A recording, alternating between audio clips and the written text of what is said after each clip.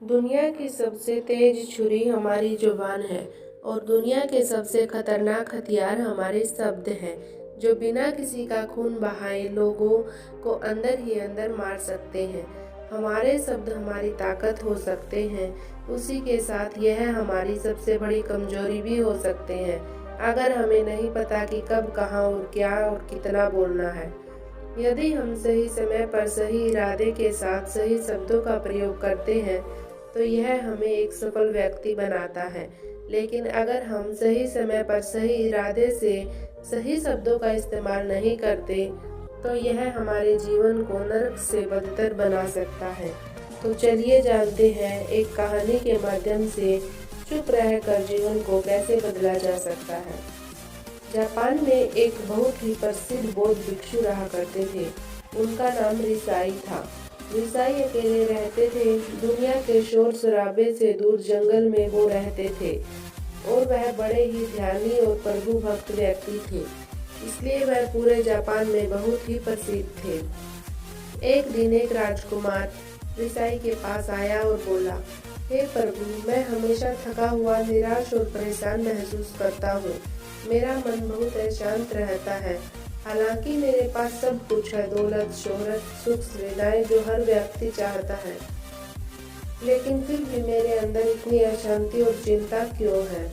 रिसाई ने उसकी बात बहुत ही ध्यान सुनी और कुछ सोचने के बाद कहा, तुम इस प्रश्न का उत्तर जानते हो, बस तुमने कभी इस प्रश्न को हल करने की कोशिश नहीं की है। रिसाई ने आगे कहा, मैं एक खोज करना चाहता हूँ, क्या तुम मेरा साथ उसमें दोगे? इस खोज के बाद तुम्हारे जीवन में किसी भी तरह की अशांति और चिंता नहीं रहेगी। यह बात सुनकर राजकुमार बहुत खुश हुआ। उसने रिसाई से कहा, बताइए मुझे क्या करना होगा। अपने मन की शांति के लिए मैं कुछ भी करने को तैयार हूँ। राजकुमार की बात सुनकर रिसाई ने कहा, तो फिर अगले 15 दिन तक मेरे आश्रम में रहोगे और एक सामान्य व्यक्ति की तरह अपना जीवन व्यतीत करोगे और इन 15 दिनों में तुम अकेले और चुपचाप रहोगे, जितना हो सके कम बोलोगे। राजकुमार सहमत हो गया। पहले दिन राजकुमार को लगा कि उसका मन सामान्य से अधिक अशांत और विचलित है। उसके मन में तरह तरह के विचार आ रहे थे और वह आम लोगों की तरह जीवन जीने में असहज महसूस कर रहा था और उसे अंदर से बोलने की चाहत हो रही थी, लेकिन वह चुपचाप रहा। उसके मुंह से एक शब्द भी नहीं निकला। अगले दिन वह वैसे ही पूरा दिन चुपचाप बैठा रहा। अगले 2-3 दिन बस वह चुपचाप बैठा रहता, लेकिन रात होते होते उसे अंदर ही अंदर शांति का अनुभव होने लगा। उसके लिए यह अनुभव अजीब था।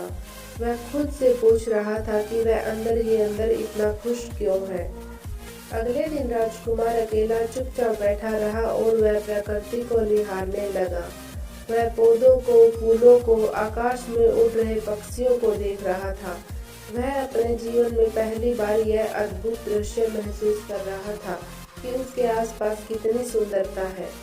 अब वह दिन भर प्रकृति की सुंदरता को निहारता रहता और ताजगी महसूस करते रहने लगा था। इसी तरह से 10 दिन बीत गए और उसके मन की सारी बेचैनी, सारी हलचल और सभी तरह के तनाव गायब हो गए। 11वें दिन की सुबह राजकुमार फिर से एकांत में बैठ गया और कुछ ही मिनटों में उसकी आंखें अपने आप बंद हो गई और वह गहरे ध्यान में चला गया। वह पूरे दिन वहीं पर ध्यान लगा के बैठा रहा और गहरे ध्यान में डूबा रहा। ना कोई शब्द, ना कोई चिंता। राजकुमार भीतर से असीम शांति और आनंद से भर गया।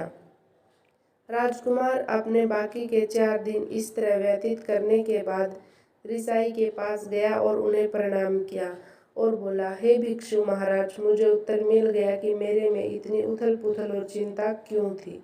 मैं जान गया कि मेरा मन इतना अशांत और विचलित क्यों था। रिसाई ने मुस्कुराते हुए कहा, बताओ क्या उत्तर मिला तुम्हें?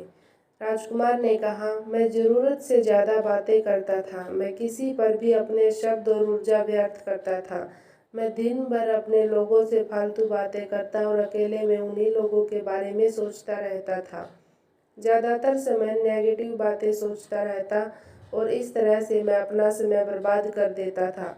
ज़्यादा बोलने और नेगेटिव सोचने से मेरा मन अशांत और बेचैन हो गया था। इसी वजह से मैं किसी काम को ठीक से नहीं कर पा रहा था, जिसकी वजह से मैं हर काम में असफल होने लगा। और फिर इन्हीं लगातार मिलने वाली असफलताओं की वजह से ही मैं उदास और चिड़चिड़ा हो गया। इन्हीं सभी चीज़ों की वजह से मेरा जीवन बर्बाद हो रहा था। यहाँ पर हुए 15 दिन मेरे लिए पूरी तरह से अलग थे। मुझे कुछ अलग ही एहसास यहाँ पर हो रहा था। अब मुझे ऐसा लग रहा है मैं अपना जीवन पूरी तरह से जी रहा हूँ, लेकिन इसके पहले मैं अपना जीवन गलत तरीके से जी रहा था। जीवन में खुद को जानना और समझना बहुत ज़रूरी होता है, जो मैंने पिछले 15 दिनों में अनुभव किया।